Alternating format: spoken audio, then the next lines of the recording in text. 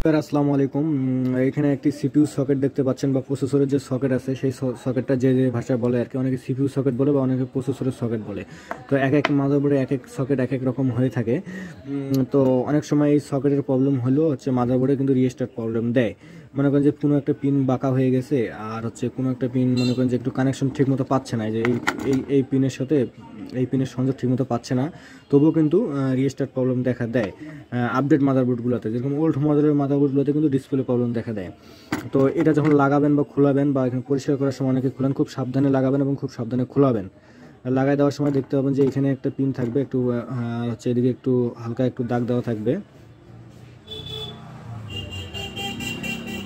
তো এটা এইভাবে সুন্দর মতো এখানে বসায় দিয়ে এভাবে লাগাই দিবেন। আর খোলার সময় খুব সাবধানে খুলবেন, নাহলে কিন্তু এই পিন নষ্ট হয়ে গেলে কিন্তু সেই মাদারবোর্ডে রিস্টার্ট প্রবলেম দেয়, ডিসপ্লে প্রবলেম দেখা দেয়।